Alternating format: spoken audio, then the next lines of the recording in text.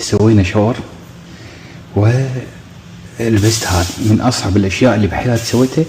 لبست هاي البدله صعبه، الله يساعدني اللبسه مضيق شلون يلبسها.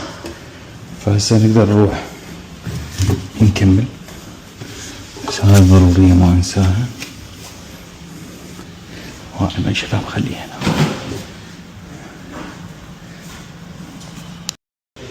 Hello? No shoes. You can follow my colleague, sir. Huh?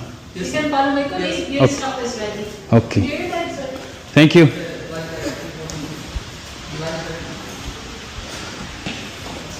No shoes?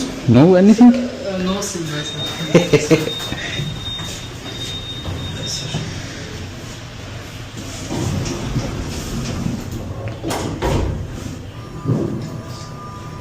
Why no slipper?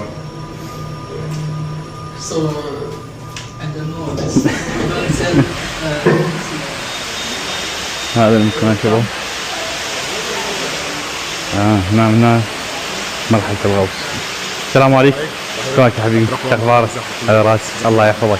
هعمل لحضرتك انا بريفنج وبعد كده اشرح لحضرتك شويه الحاجات اللي مطلوبه. اوكي. وزميلي بعد كده يختص معاك. ان شاء الله. زين. هنا اول هنا السيفتي ستيشن بتاع البول. نعم. في 56 كاميرا تحت الميه. نعم. المنطقه كلها لغايه 60 متر تحت متراقبه ان اي حد في اي حاجه تحصل. انا انتبهت ان هناك في بلياردو. ديت على 6 متر انت هتبقى موجود هناك. حلو. دي اول مره تغطس ولا هتغطس قبل كده؟ يعني انا سباح جيد لكن كغطس ما غاطس اول مره. هي مش محتاجه، ما فيش اي حاجه صعبه في الموضوع. الفكره هنشرح لحضرتك بس المعادله بتاع الضغط على ودانك. في مدرب نازل بيبقى جنب حضرتك طول الوقت يعني. نعم. تنزل اقصى حاجه 12 متر بدون رخصه، بدون اي رخصه غاص لايسن دايفنج. بتنزل اقصى حاجه لغايه ال 12 متر هنا. نعم. يبقى تحت المستوى بتاع المطعم بتاع الريستوران تقريبا 3 متر تحت. نعم.